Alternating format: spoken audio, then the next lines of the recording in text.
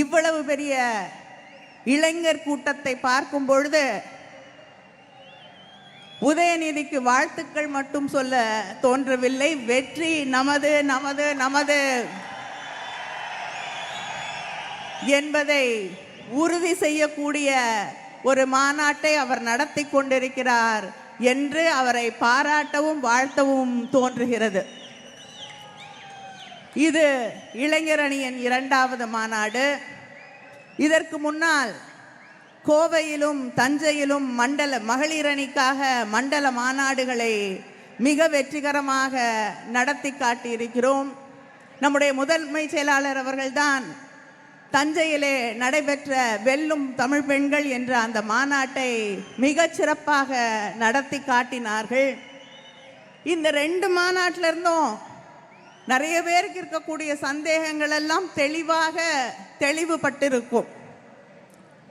பெண்கள் எங்க இருக்காங்க அப்படின்னு தெரியலன்னு சில பேர் சந்தேகப்படுறாங்க. இளைஞர்கள் யாரோட இருக்காங்கன்னு தெரியலன்னு சில பேர் குழப்ப நினைக்கிறார்கள்.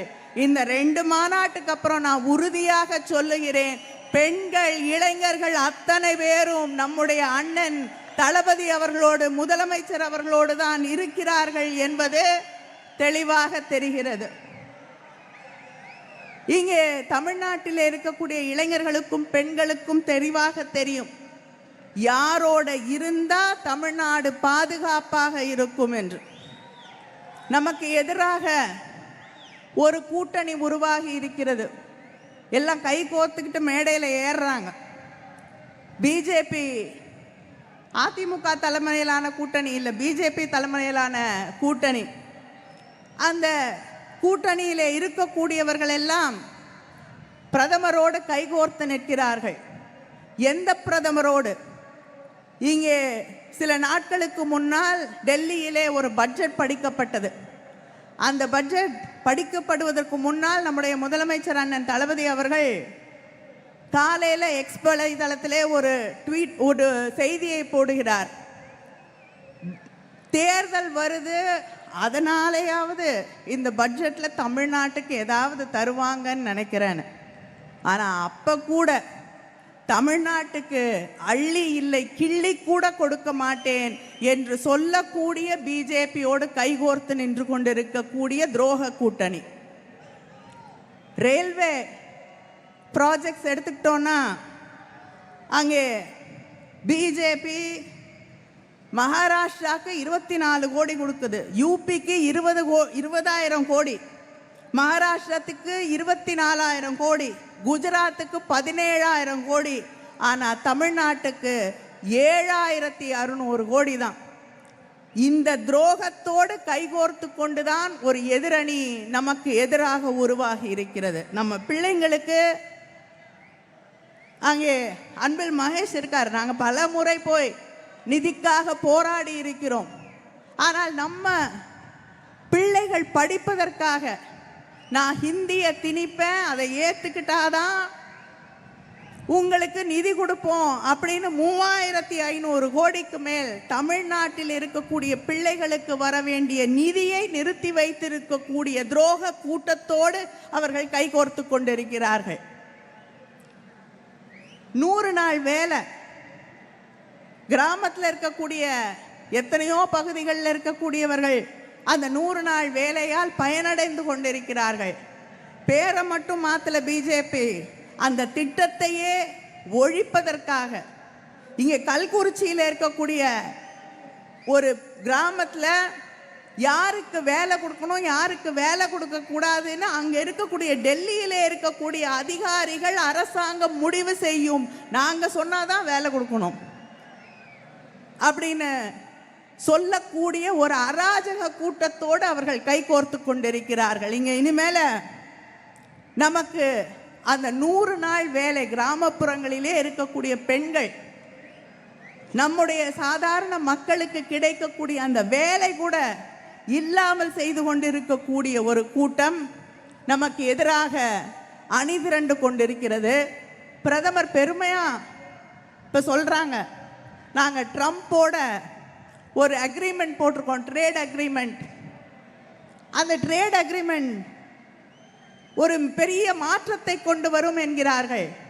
நம்ம ஊர் பக்கம் உங்களுக்கெல்லாம் தெரியும், நீ அவல் கொண்டு வா, நான் உமி கொண்டு வரேன், 2 பேரும் ஊதி ஊதி திங்கலான்னு சொல்லுவாங்க. ஆனால் இந்த ட்ரேட் அக்ரிமெண்ட் எப்படி இருக்குன்னா, இந்த ஒப்பந்தம் எப்படி இருக்குன்னா, நீ உமி கொண்டு வா, நான் அவல் கொண்டு வரேன், ஊதி ஊதி திங்கலாம். அந்த உமியை நம்முடைய இந்திய மக்களுடைய கண்களில் ஊதலாம். ஏன்னா நம்ம அனுப்பக்கூடிய பொருளுக்கு 18% வரி அமெரிக்காவில், அங்கிருந்து வரக்கூடிய பொருளுக்கு வரியே கிடையாது. இங்கே இருக்கக்கூடிய விவசாயிகளுடைய நிலை, அங்கே இருக்கக்கூடிய விளை பொருட்கள், அங்கே இருக்கக்கூடிய அந்த விவசாயிகள் விளைவிக்கக்கூடிய அமெரிக்க பொருட்கள் இங்கே கொண்டு வந்து சந்தைப்படுத்தப்படும். நம்ம விவசாயிகள் விளைக்கக்கூடிய எதுவும் அவங்களோட கம்பீட் பண்ண முடியாது, ஈக்குவலாக இருக்காது. ஏன்னா அவங்க மாட்டுக்கு புல்லு கூட 10,000 ஏக்கர் தான் போடுவாங்க. அவ்வளோ பெரிய நாடு. நான் போட்டி போட முடியுமா? நம்முடைய விவசாயிகளுடைய எதிர்காலம் என்ன ஆகுது? ஆனால் இது எதுக்கும் பதில் சொல்ல மாட்டார் மோடி. பதில் சொல்லுவாருன்னு நினைச்சோம். குடியரசுத் தலைவர் உரை, வழக்கமாக பிரதமர் வந்து பதில் சொல்ல வேண்டும். ஆனால் இந்த பிரதமர் வரலை.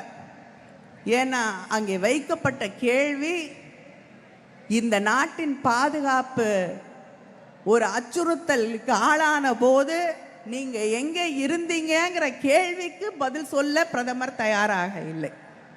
நாடாளுமன்றம் ஒத்திவைக்கப்படுகிறது.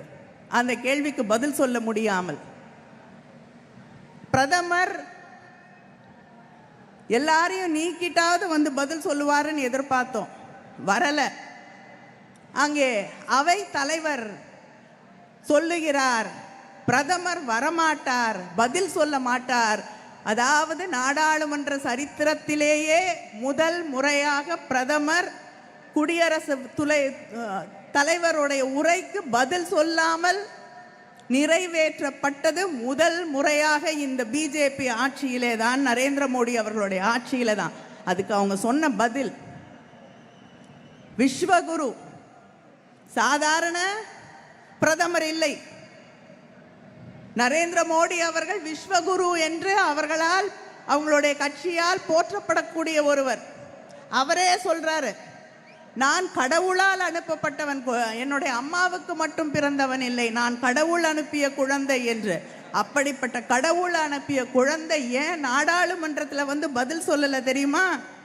எதிர்கட்சியில் இருக்கக்கூடிய பெண்கள் அவரை அச்சுறுத்தி விடுவார்கள். எதிர்கட்சியில் இருக்கக்கூடிய பெண் நாடாளுமன்ற உறுப்பினர்களுக்கு பயந்து கொண்டு அவரை நான் வர வேண்டாம் என்று சொல்லிவிட்டேன் என்று அங்கே இருக்கக்கூடிய அவை தலைவர் சொல்லுகிறார் என்றால், எப்படிப்பட்ட ஒரு அராஜக ஆட்சியின் கீழ் நாம் இங்கே வாழ்ந்து கொண்டிருக்கிறோம்.